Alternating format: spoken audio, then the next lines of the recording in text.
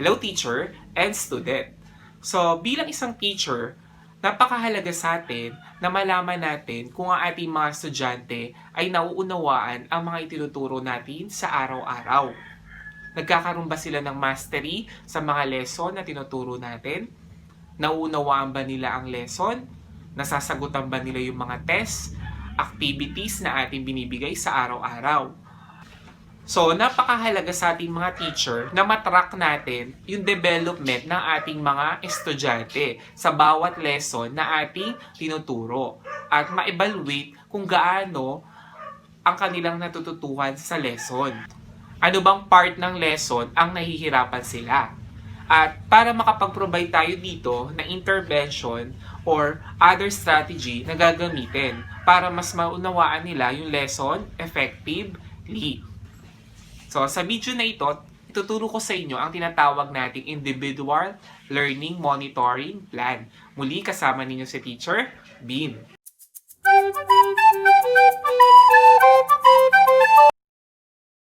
What is Individual Learning Monitoring Plan?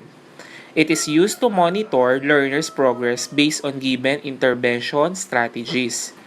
It will be used only for learners who are not showing progress in meeting the required learning competencies. It will be prepared by the subject teacher and the class advisor. So this is an example of our individual learning monitoring plan.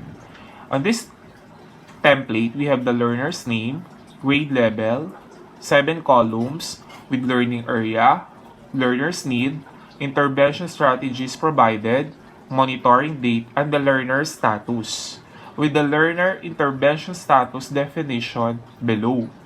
First is the learning area. Learning area refers to the subject, which the students or the learners are not showing progress in meeting the required learning competencies. Anong subject ba or learning area ang ating estudyante na nagkakaroon ng difficulty sa pagkatuto o nahihirapan? Ito yon sa learning area. Next naman is the learner's need. These are the areas where the learners need help in a form of interventions to help them meet the required learning competencies. So, anong part ng learning competencies sila na subject matter or area na yon na nahihirapan? Anong part? That is on the learner's need. It's a result of the assessment na ginawa sa kanila at based sa mga sinagutan nilang activity.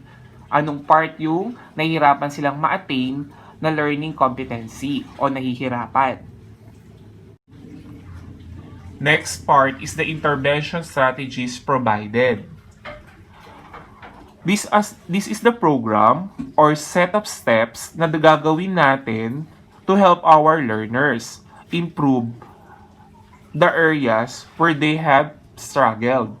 Anong part o activities or strategies yung gagawin natin para matulungan sila sa part na kailangan nila? Anong part ng lesson na yon? Anong mga intervention yung ating isasagawa to attain the objective and learning competency effectively? Next part is the monitoring date. It refers to the date when the teacher has evaluated the results of learners' assessment after no mga sufficient time of implementing a certain intervention strategies. Okay, ano yung sumasaklaw ng monitoring date? Diyan natin ilalagay on this learning monitoring plan. Next part is the learner status. Ito naman ay tumutukoy how well our student learns as a result of the teaching-learning process in the learning delivery modality that he has chosen. As a result of modality na kanyang napili, of modules or online.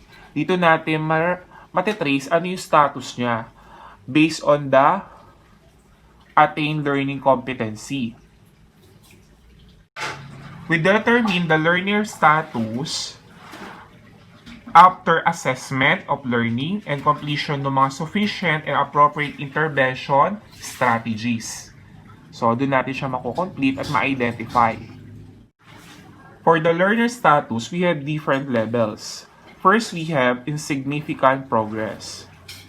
For insignificant progress, did not meet the expectations. He or she received yung ating learners a grade level of 75 and below for the first quarter. At hindi nag-improve yung performance in the succeeding quarters. So it means the learner is not making significant progress in a timely manner. So it needs the intervention strategies to be revised o baguhin yung intervention strategies on that learners. So para mabago yung kanyang status or progress. So dahil hindi nga naging effective yung intervention strategies na pinrovide natin, kailangan nating palitan para magkaroon ng changes and development sa ating learners. Next level is the significant progress. For significant progress, it is fairly satisfactory with a grade scale on this of 75 to 79 in the succeeding quarter. So, it means the status of our learner were significantly improved. Yung nag-improve yung performance after provision of intervention strategies. So it means if our learners attain a significant progress, our intervention strategies provided must be maintained in order for us to attain the mastery. So, i-maintain natin yung intervention na ginagamit natin kapag naging significant progress siya until ma-achieve natin yung mastery on that parts of learning area.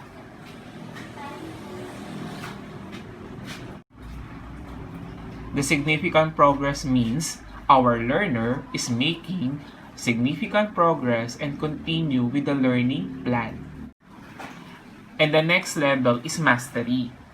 It refers to the status where our learner has reached the level of mastery after provision of intervention strategies by meeting learner standards. On this part, with a grade scale of 80 to 84, which is means satisfactory, and 85 to 89 above, which is very satisfactory.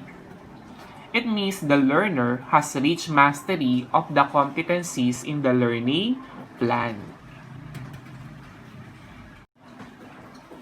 So, kapag mastery, it means na naging effective at maganda yung naging resulta ng ating ginawang individual learning monitoring plan at yung strategies or intervention strategies na ating binigay. Kaya nagkaroon na siya ng mastery. At it may result for moving to the next learning areas or lessons. So, we have here an example of our individual learning monitoring plan. Example for our learning area in mathematics. Usually, our students, yung mga pupils, nahihirapan sila sa learning area na to o part of mathematics. So, learners need, this is the part of learning competency that they find difficult. The learners need to familiarize solving multi-step routine and non-routine problems involving addition and subtraction of 2 to 3 digit numbers, usually in solving mathematical problems.